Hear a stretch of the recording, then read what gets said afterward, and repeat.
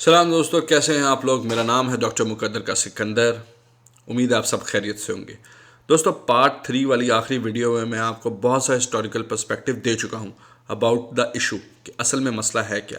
اس میں کوئی شک والی بات نہیں ہے کہ یہودی اس زمین کے اوپر کافی عرصے سے آباد ہیں، لیکن یہودیوں سے پہلے بھی لوگ آباد تھے اور یہودیوں کے بعد بھی. بات میں نے دراصل اوٹومن امپائر سے شروع کرنی تھی، لیکن اس سے پہلے میں ذرا یہ بھی اپنے ویورز کو بتانا چاہتا ہوں کہ مسلم رول جو سٹارٹ ہوا تھا 637 اے ڈی میں اوٹومن سے پہلے، اس میں جیوز کی کیا کنڈیشن تھی. سب سے پہلے کہ جب حضرت عمر نے یروشلم فتح کیا بازنطینی امپائر سے، یہ بھی رومی ہی تھے دراصل. ایکچولی ہوا یہ کہ کانسٹنٹین کے 313 میں عیسائیت اختیار کرنے کے بعد کئی رومی اس سے کانسٹنٹین سے بھی ناراض ہو گئے. آخر رومی خود ایک بہت بڑی تہذیب تھی، ان کے اپنے دیوی دیوتا اور خدا تھے جیسے اپولو یا پوزائڈن وغیرہ. تو کانسٹنٹین جب عیسائی ہوا تو رومی آپس میں پھر تقسیم ہو گئے، اور بازنطینی امپائر یا بیزنٹائن امپائر جسے آپ کہتے ہیں دراصل ایسٹرن یورپ کا امپائر تھا، جو بہرحال تھے تو عیسائی ہی. اچھا دوستو، اب حضرت عمر نے 637 میں رومیوں کو ہرایا، یروشلم فتح کیا، یہودیت کی عبادت گاہیں صاف کی اور ان کو عزت سے یہاں رہنے دیا. حضرت عمر کے بعد 661 میں بنو امیہ آئے، پھر عباسی خلیفہ آئے جن کا کیپٹل بغداد تھا، پھر فاطمید آئے جو کہ تھے تو شیعہ اسلام سے لیکن کیپٹل کائرو تھا، قاہرہ. سلجوق آئے، صلاح الدین ایوبی آئے، مملوک آئے، اور پھر 12ویں صدی میں جا کے اوٹومنس آئے. اب اس دوران مسلمان مسلسل عیسائیوں سے لڑتے رہے، کبھی کروسیڈز، کبھی معاہدے کرتے، کبھی کمزور ہو جاتے، کبھی پھر پاورفل ہو جاتے. اس کی ایک مثال یہ ہے کہ 1100 میں سلجوق ڈائنیسٹی کے ایک بادشاہ نے اس حد تک کمپرومائز کیا کہ مسجد پہ صلیب لگانے کی نوبت آ گئی تھی. لیکن اس ساری صورتحال میں یہودی کیا کرتے رہے؟ یہودی سازشی کردار ادا کرتے رہے. انہوں نے اس دور میں اپنے آپ کو مزید مضبوط کیا. دراصل یہ سارے تجارت اور خاص طور پر پیسے کی تجارت جسے کرنسی بزنس کہتے ہیں میں شامل ہیں. سود پہ قرض دینا، پھر اس کے بدلے اگلے کی دولت، اصل دولت، سونا، چاندی، جانور، زمین وغیرہ ہتھیا لینا. اس سے یہ بہت امیر ہوتے گئے اور امیر ہوتے گئے، اور پھر انہوں نے صلیبی جنگوں کو بھی فائنانس کیا. عیسائی بادشاہوں کو جنگ لڑنے کے لیے فائنانسز درکار تھے جو کہ بیسیکلی یہودیوں نے پھر ان کو پرووائڈ کیے، ان کو دیے. اسی لیے کئی عیسائی بادشاہوں کا یہودیوں کے لیے نرم گوشہ بھی پیدا ہو گیا. اب ہوا یہ کہ یہودی اس دوران 3 ملکوں میں پھیل گئے، بالکن سٹیٹس، ترکی اور یروشلم، اور اپنی تورات پہ کام شروع کر دیا اور اکنامیکلی اپنے آپ کو مزید مضبوط کرتے رہے. کچھ پابندیاں رہیں ان پہ جیسے جزیہ وغیرہ دینا، لیکن اوورآل عیسائیت سے بہتر ہے کیونکہ ان کی مار دھاڑ نہیں ہوئی، ان کی نسل کشی نہیں ہوئی مسلمانوں کے دور میں. خیر 12ویں صدی میں جب پھر اوٹومنز آتے ہیں، یہاں سے ان کا پھر ایک گولڈن پیریڈ شروع ہو جاتا ہے. یہ سائنس میں، بزنس میں اور اکنامکس میں بہت ترقی کرتے ہیں.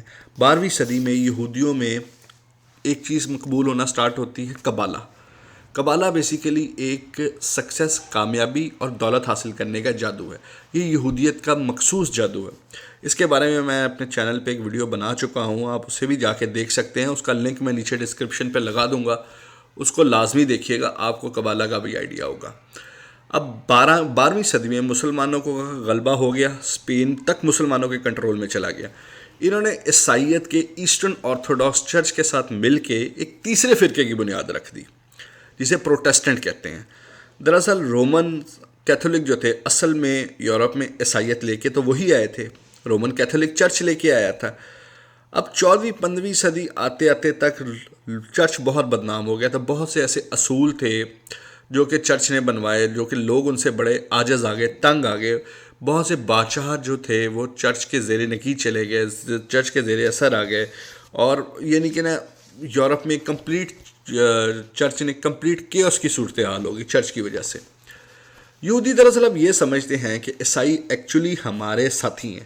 اب وہ کیسے ساتھی ہیں؟ کیونکہ حضرت عیسیٰ تو دراصل بیسیکلی تو جو ہی تھے نا، یہودی ہی تھے.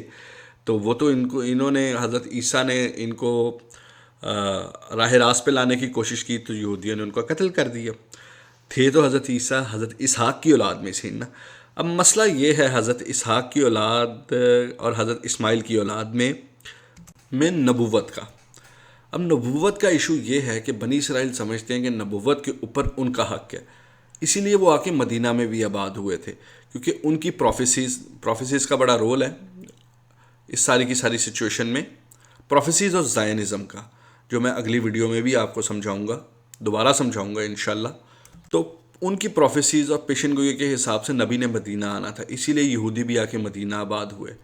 اور لیکن نبی حضرت اسماعیل کی اولاد سے آئے، ہمارے آخری نبی حضرت محمد صلی اللہ علیہ وسلم حضرت اسماعیل کی اولاد سے تھے، جبکہ باقی سارے نبی سٹارٹنگ فرام حضرت یوسف ٹو حضرت عیسیٰ سارے کے سارے جو تھے وہ بنی اسرائیل میں سے تھے۔ تو یہ بات نبوت پہ حق والی بات جو ہے نا، بیسیکلی ان کا مخاصمانہ رویہ ہے مسلمانوں کے خلاف۔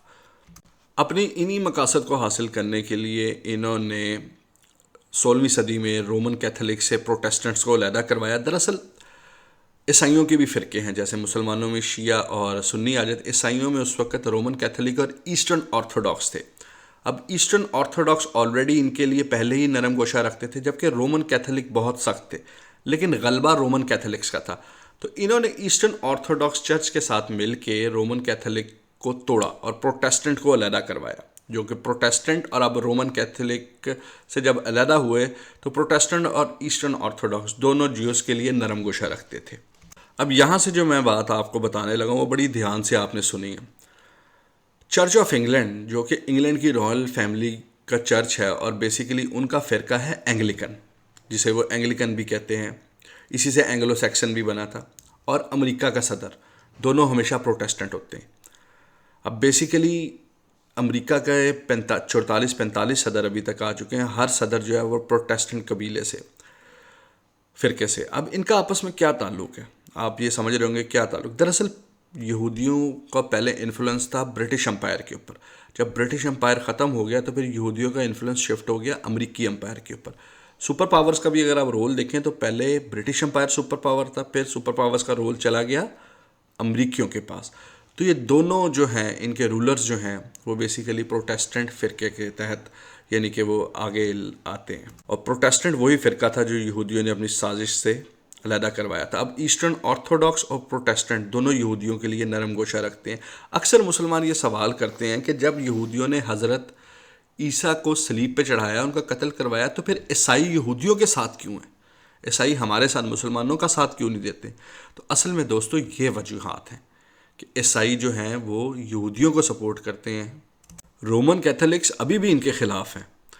تو پھر دو فرقے جو ہیں، ایسٹرن آرتھوڈاکس اور آپ کے پروٹیسٹنٹ، جو جنہیں لوتھیرین، امریکہ میں لوتھیرین بھی کہا جاتا ہے، اکثر لوگوں نے یہ نام بھی سنا ہوگا، ان کا انفلوئنس جو ہے بیسیکلی یہودیوں کے، ان کا لگاؤ سارا یہودیوں کے ساتھ ہے، اور یہودیوں کا ان کے اوپر بہت انفلوئنس ہے، کیونکہ یہ ان کے بادشاہوں کو فنانس بھی کرتے ہیں۔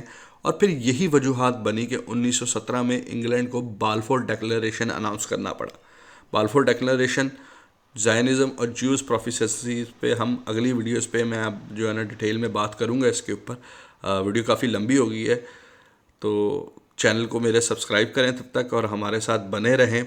اور بیسیکلی بالفور ڈیکلیریشن جو تھا، اسی کے ذریعے پھر اسرائیل کا قیام عمل میں لے کے آیا گیا تھا، تو وہی بیسیکلی اسرائیل کے قیام کی وجہ بنا تھا۔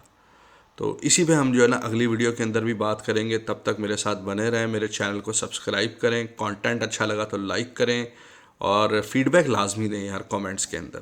آپ کا بہت بہت شکریہ۔ گاڈ بلیس، اللہ حافظ۔